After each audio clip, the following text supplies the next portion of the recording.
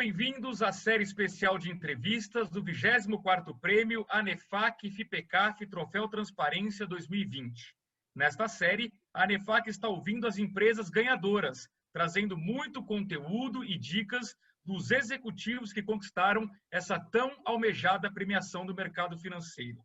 Mas hoje, a série é especial. Nós temos aqui a participação de 3 alunos que fazem parte da comissão julgadora do Troféu Transparência. Eles, de alguma forma, representam os 10 alunos que compõem essa comissão, que tem na coordenação o professor Ariovaldo dos Santos e a professora Raquel Sarquis. Eu queria começar o nosso bate-papo apresentando a Isabel Lopes, ela que é a aluna doutorando da FEA-USP de Contabilidade e pela primeira vez participa da comissão. Não é isso, Isabel? Seja bem-vinda, tudo bem? Isso, é a primeira vez. Obrigada pela honra de estar aqui. A honra é toda nossa. Queria apresentar também o João Paulo Essa, que também pela primeira vez está participando da comissão, ele que também é doutorando pela FEA-USP de Contabilidade. Tudo bem, João Paulo? Seja bem-vindo. Ô, Luiz, muito obrigado, tudo bem? E quero só agradecer mesmo o convite que foi feito para a gente, né? É um prazer enorme poder estar aqui. E o nosso veterano, né? O Claudinei de Lima Nascimento, que também é doutorando pela FEA-USP Contabilidade. Eu brinquei aqui que é veterano porque ele participa pela segunda vez da comissão julgadora. Tudo bem, Claudinei? Seja bem-vindo. Tudo bem, Luiz? Obrigado. Eu participei ano passado dessa comissão e participei esse ano de novo. E muito obrigado pelo convite, satisfação de representar os nossos colegas, né, que também participaram da comissão, junto com a gente. Muito bom. Vou começar pela Isabel. Isabel, conte um pouco para a gente qual é o trabalho exatamente que vocês fazem na seleção aí, analisando os balanços, as demonstrações financeiras. Bom, esse ano, como a gente estava numa quantidade um pouco menor, né, de alunos do que em outros anos, então já havia sido feita uma pré-seleção, né, pelos organizadores, né, pelos coordenadores, e aí o trabalho que a gente tem é basicamente receber aí em várias rodadas, né, demonstrações financeiras de diversos setores, então não vai ter uma demonstração financeira para cada específico, especializada para cada aluno. A gente olha várias demonstrações e o nosso papel é analisar aquela demonstração financeira e preencher um relatório, né? Fazer um relatório onde a gente dá um parecer mesmo, né? Se aquela demonstração deve seguir para a fase seguinte ou não.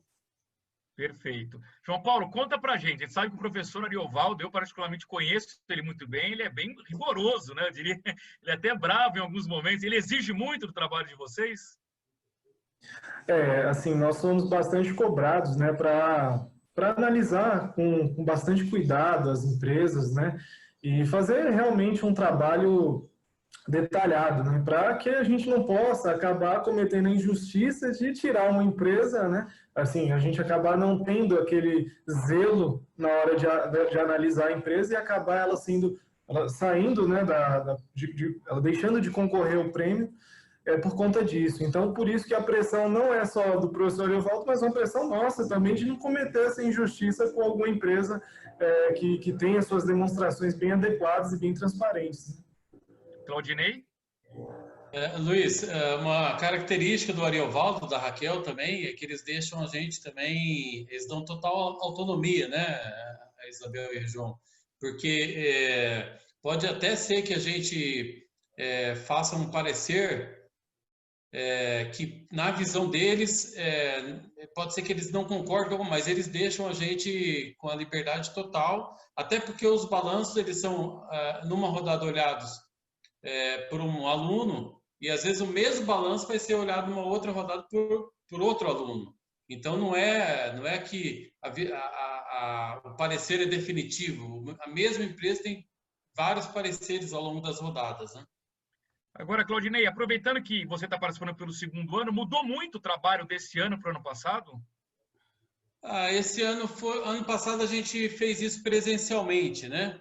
Então a gente ficava em sala de aula, a gente tinha nosso horário marcado e a gente fazia as discussões e às vezes haviam trocas de ideias também. Esse ano, por conta da pandemia, a gente acabou fazendo cada um na sua casa e não houve essa discussão. isso não perde em termos de avaliação de transparência, isso não perde nada. No entanto, eu sinto que quando a gente fazia presencialmente ano passado, a gente tinha um ganho também, para nós também, em função da própria discussão, da qualidade da discussão, né? Essa foi a única diferença. Sem dúvida. Acho que a Isabel queria fazer um complemento. Não, eu ia falar, complementar essa questão tanto da autonomia, porque realmente, apesar que o professor Ari tem essa característica, desde o início ele deixou muito claro que a decisão seria nossa, né, dos alunos. Então, isso trouxe para nós uma responsabilidade muito grande, porque até complementando o que o João falou, a gente tinha dois papéis.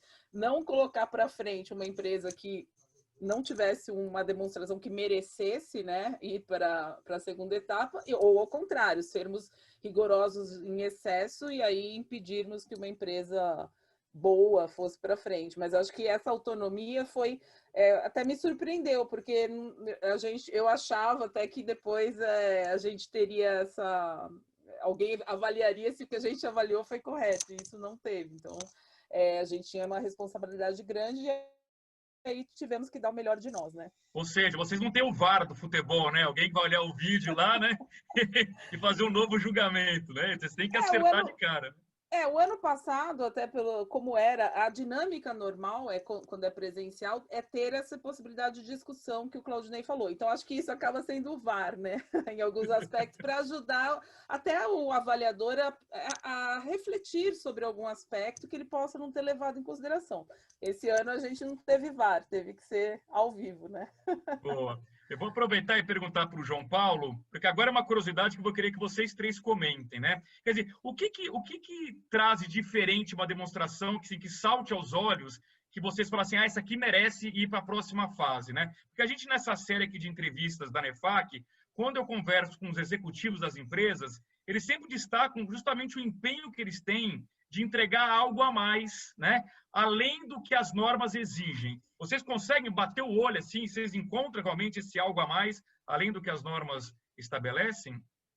Com certeza, viu, Luiz? Você percebe assim que tem algumas demonstrações que elas vão de fato além daquilo que a norma pede.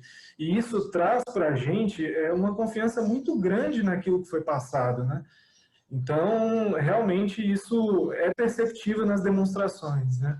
Agora, um ponto assim que eu acho que chama a atenção bastante, pelo menos a minha atenção, é quando a demonstração, as notas explicativas, principalmente, elas são objetivas, sabe? Isso é um cuidado que eu acho que as empresas precisam muito ter, sabe? De evitar ser prolixo no texto da nota explicativa. Porque quando se usa um excesso de palavras, muitas vezes desnecessário, o que acontece é que você acaba ofuscando aquela informação mais relevante, né? Então, isso, para quem está analisando a demonstração, faz toda a diferença. Então, eu acho que é um ponto muito interessante que realmente salta aos olhos de quem está analisando a demonstração. E você, Claudinei?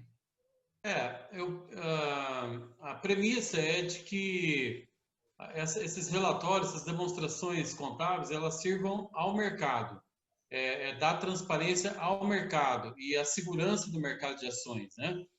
Então, a ideia nossa é ver o quanto as empresas elas prestam essas informações, as informações relevantes para esse mercado, o mercado de investidores, que é um mercado importante para todos os stakeholders, principalmente para os investidores. Então, há aquelas informações que são básicas, normais, que são tradicionais, mas há outras informações que a empresa dá se ela quer ou dá da forma como ela acha melhor. E a gente tenta julgar uma informação que muitas vezes ela está lá, mas ela está incompleta. Ela está lá, mas ela está vazia. E outras empresas que conseguem dar informação e posicionar realmente o investidor, o analista, o mercado, essa empresa está um passo à frente, vamos dizer assim, né? E você, Isabel? Eu acho que indo um pouco no que você comentou de ir além das normas, eu acho que a criatividade que a gente vê em algumas empresas, porque eu acho que hoje em dia é muito importante que a empresa tente se comunicar com todos os tipos de stakeholders, não somente investidores e credores. E aí a gente vai ter pessoas que não são especializadas em contabilidade e podem querer também olhar aquela demonstração financeira e tirar alguma informação. Então, eu acho que as empresas que procuram, até um pouco em linha com o que o João Paulo falou, não ficar muito só em textos, né, e colocar bastante quadros com informações numéricas, concatenando a informação por escrita com informações quantitativas, na minha visão, acaba saindo na frente, deixando bastante clara a informação, juntando o que é, sei lá, requerido pela norma com aquela informação aplicada na empresa. Eu acho que isso traz uma dinâmica muito boa e ainda isso é bem pouco usado, tá? As empresas, elas ainda têm muito aquela coisa de seguir um modelão, um padrão, até um pouco oriundo de auditorias, né? E quando a gente vê uma dinâmica diferente na demonstração, aí com certeza, pelo menos as que eu analisei, essas com certeza foram escolhidas para ir adiante. Vocês sabem que esse vídeo com vocês aqui certamente vai ser o de maior audiência, porque todas as empresas que não ganharam esse ano e que pretendem ganhar o ano que vem querem aprender com os jurados quais são as dicas, né? Então, eu já quero que vocês comecem a pensar. Eu vou perguntar daqui a pouquinho, que vocês pudessem citar, obviamente sem citar a empresa, algum grande erro ou algum grande acerto que vocês perceberam ali que pudesse ficar como dica. Mas antes disso, vou começar aqui pelo João Paulo, eu queria que vocês falassem um pouquinho sobre a atuação profissional de vocês, porque vocês são doutorandos. Eu queria saber se vocês hoje estão exclusivamente estudando no universo acadêmico ou se vocês atuam também profissionalmente no mercado de trabalho. Começando por você, João. Então, Luiz, hoje, como foi falado no início, eu estou no primeiro ano do doutorado. Como tem um excesso de atividades nesse primeiro ano de doutorado, eu estou exclusivamente dedicado a isso, né? Então, não estou me envolvendo em nenhuma outra atividade paralela. Perfeito. Claudinei? Luiz, atualmente também eu sou professor da Universidade Estadual aqui de Maringá, e atualmente estou afastado da universidade para fazer o doutorado, mas a minha história dentro da contabilidade é antiga. Eu tenho quase 30 anos de atividade profissional em contabilidade e atividade acadêmica como professor já há 14 anos. Então, a minha vida tem sido contabilidade desde 1993, né? Mas atualmente eu estou dedicado apenas ao doutorado. Perfeito. E você, Isabel? Eu estou menos dedicada que os meus colegas, mas eu estou dedicada ao doutorado. Mas é que assim, trabalhei aí mais de 25 anos, né, me entregando minha idade aqui, em mercado financeiro, instituições financeiras, sempre em áreas de políticas contábeis. E apesar de eu não ser contadora, eu sou economista, eu sou contadora de coração, mas eu brinco que assim, a contabilidade é uma coisa tão impressionante que você consegue fazer muitas atividades com esse conhecimento. E aí, além do doutorado, que como o João falou, o primeiro ano é muito demandante, eu atuo numa consultoria, principalmente dando consultoria para bancos, né? E também sou membro de um comitê de auditoria de uma instituição financeira. Bacana. Antes da dica de vocês, de um grande erro, de um grande acerto, eu queria só até projetar para o ano que vem, porque o Troféu Transparência, o ano que vem, vai ser um ano especial, 25 anos da premiação, e ela vai refletir os balanços desse ano, que fatalmente serão muito influenciados pela pandemia. Isabel, você acha que de alguma forma isso vai mudar muito o resultado final, que é a demonstração financeira? Como que você acha que as empresas deveriam trabalhar bem essa informação para que fique claro ali no resultado qual foi o impacto da pandemia no dia a dia, ali no resultado final das empresas? Eu acho que vai ser um fator, e a gente até já observa um pouco nas demonstrações do primeiro trimestre, que a gente já viu, né? O primeiro e o segundo trimestre desse ano, que os efeitos da pandemia, as empresas estão se preocupando em deixar isso claro, porque muitas delas acabaram apresentando aí resultados não tão positivos, né? E isso tem que ficar claro para o usuário da demonstração financeira, porque daí ele vai conseguir fazer projeções do que vai ser o resultado do fechamento do ano e até do ano seguinte. Então, sim, eu creio que é de extrema importância que as empresas falem sobre esse tópico e deixem bem claro quais foram os impactos e quais são as medidas que a empresa está tomando para evitar piores desempenhos, né, no futuro. Claudinei, nesse contexto, clareza, transparência, significa empilhar um monte de informação ou é função da empresa selecionar realmente o que é relevante? Acredito que selecionar o que é relevante, o que é mais importante, ela tem um resultado a apresentar para o mercado e a essência desse resultado é que tem que ser explicada, né? Então, em linha com o que a Isabel falou, o que o mercado vai querer saber, basicamente, qual foi o impacto da pandemia no resultado da empresa e como que a empresa reagiu, quais foram as medidas que a empresa tomou ao longo do ano para minimizar os impactos, né? Acredito que, em essência, as informações precisam preencher esses requisitos aí. Ô, João, para a gente encerrar esse ciclo e ir para a parte final, então, da entrevista, acrescentando ao que a Isabel e o Claudinei falaram, uma curiosidade técnica minha. Um balanço do ano que vem, né, quando for consolidar o balanço desse ano para ser divulgado no começo do ano que vem, vai enfatizar muito a questão da pandemia e se espera de um balanço que ele projete um pouco do futuro ou o foco central dele é falar sobre o que aconteceu e explicar exatamente o passado, no caso, a pandemia? Eu acho que tem um pouco das duas coisas, né? Então, como eu vou pegar um pouco da fala do que o Claudinei e o que a Isabel falaram. Então, assim, primeiro, ele precisa de fato refletir o que a pandemia provocou de mudanças na empresa nesse exercício social, certo? E quando você coloca assim, será que tem que ter um pouco de futuro, né, nessa demonstração? No sentido de mostrar para o usuário da informação quais são as medidas que a empresa está tomando para tentar mitigar esse efeito que foi provocado e que está registrado no balanço dela, né? Então, eu acho que esses dois elementos eles precisam caminhar juntos, né? Perfeito. Então, vamos agora encerrar. Eu queria que vocês destacassem ou um grande erro, ou um grande acerto, até as duas coisas, não tem problema, que vocês detectaram aí na análise das demonstrações financeiras. O Claudinei, começando por você, que já está há 2 anos aqui na comissão julgadora, que você poderia destacar, que vai ficar até como dica para as empresas que almejam ganhar o troféu Transparência do ano que vem. Luiz, as críticas que a gente mais fez, principalmente o ano passado, quando tinha uma discussão presencial, assim, as empresas, muitas delas, perdem muito tempo, muito espaço nos relatórios, repetindo conceitos e normas. Elas começam os seus relatórios explicando o que está na norma atrás dos relatórios. E isso é cansativo.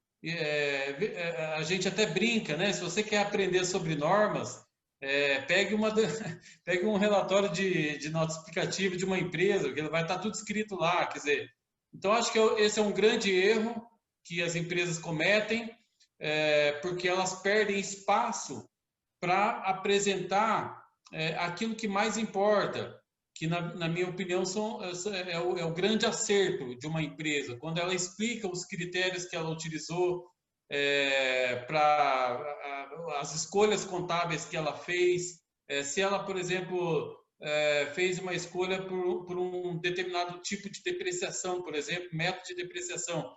Então, que ela explique qual método ela utilizava, por que ela mudou, o que ela espera com esse método, enfim. Ocupar o espaço dela dos relatórios para explicar muito bem quais foram os critérios e os métodos que ela utilizou e escolheu para apresentar suas demonstrações contábeis. E deixar essas coisas de normas, repetição de normas, essas coisas, usar apenas quando realmente for necessário, né? Perfeito. Isabel, você?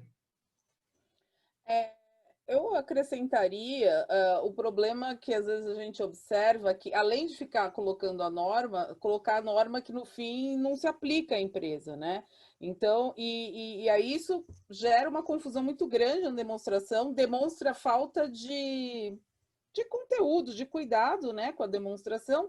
E acho que, só fechando nesse assunto, quando a gente observou esse ano, como teve algumas normas novas que foram adotadas, principalmente uma norma relevante, que é a nova norma de leasing, várias empresas fizeram divulgações muito ruins sobre esse assunto, né? Ou deixaram quase de falar. Então, isso foi um erro muito grande de algumas empresas, na minha visão, de não tomarem esse cuidado de olhar o que é aplicável ou não se preocuparem com as novas normas. Perfeito. João Paulo? Bom, tem uma preocupação que eu vi em algumas, né, das demonstrações que eu cheguei a analisar, com algumas contas que possuem que possuem denominação genérica, né? Então, por exemplo, algumas contas de ativo, passivo ou até de resultado. Vou te dar um exemplo de uma conta de resultado. A empresa coloca outras despesas. Só que essas outras despesas muitas vezes têm um valor relativamente considerável. E quando ela não explica em nota explicativa o que tem dentro ali, isso gera uma preocupação para quem está analisando. É uma caixa preta, você não sabe o que tem ali dentro. Então, é um dos fatores assim, que eu notei em algumas demonstrações e que eu recomendo que as empresas não façam isso, né? Para, de fato, trazer essa transparência para quem está analisando a demonstração contábil. Ótima dica. Claudinei? Dentro disso que o João falou, às vezes você pega uma conta, outras despesas, aí tem lá um valor de 1 milhão, por exemplo, mas esse 1 milhão perto da despesa total dela é irrelevante, ela não tem tanto, o percentual não é tão grande, mas 1 milhão é bastante dinheiro, né? Então merece, pelo volume do dinheiro e não pela representatividade, merece uma caixinha ali na nota explicativa, explicando a composição dessas outras despesas, né? Acredito que é isso que o João se referiu também, né? Até porque, Isabel, senão fica a impressão de que ou é preguiça do contador de detalhar, ou a empresa está querendo esconder alguma coisa. Aí fica a dúvida no ar, não é isso? Eu até, não discordando dos meus colegas, mas só ponderando que, às vezes, essas questões da materialidade da informação, elas acabam pesando muito, né? Inclusive na discussão com os auditores, né? Que a gente não pode esquecer que eles são uma peça importante em qualquer demonstração financeira. Então, realmente, por mais que a gente queira conhecer como uma análise, o que tem dentro de uma conta de outros, se ela realmente se mantiver em níveis não materiais, é bem comum que as empresas não abram, né? Porque, não por preguiça, mas é porque também eu como preparadora, trabalhei muitos anos com isso, é difícil fazer uma demonstração financeira, às vezes todo trimestre e tal, então certas aberturas podem não ter sido consideradas não relevantes ou, às vezes, né, não se quer dar publicidade de certos problemas. Isso também é um fato. Muito bom, muito bom. Está aí, dicas importantes para vocês que querem concorrer no ano que vem. Vocês, empresas que bateram na trave, quase chegaram lá, não se conformam, por que não foram escolhidas esse ano? Está aí. Temos 3 jurados aqui dando dicas importantes para o ano que vem. Eu queria, então, já agradecer aqui a participação da Isabel Lopes, do João Paulo Essa, do Claudinei Lima Nascimento, os 3 doutorando de contabilidade na FEA USP, participaram dessa comissão. No total, esse ano, uma comissão mais enxuta por conta da pandemia, total de 10 alunos. Essa comissão comandada pelo professor Ariovaldo dos Santos e pela professora Raquel Sarquis. Isabel, obrigado pela participação, um grande abraço e até uma próxima oportunidade. Muito obrigada, viu? Foi muito bom essa conversa. Claudinei, obrigado também, um grande abraço, até uma próxima. Obrigado, Luiz, e um grande abraço a todos e parabéns para as empresas, né, que vão vencer, que a gente não sabe quem são ainda, né? Verdade, ninguém sabe, isso aí é um segredo que só o professor Ariovaldo nos informa no dia da premiação. E João Paulo, parabéns também, muito obrigado pela participação, até uma próxima. Luiz, muito obrigado mais uma vez e parabenizando, né, as empresas que vão receber o prêmio. E é isso, muito obrigado, um abraço. Bacana. E fiquem ligados nessa série especial de entrevistas do 24º Prêmio ANEFAC FIPECAF Troféu Transparência 2020. Acompanhe os programas nas mídias da ANEFAC com apoio e divulgação dos portais do Valor Econômico. Troféu Transparência 2020. Transparência gera valor.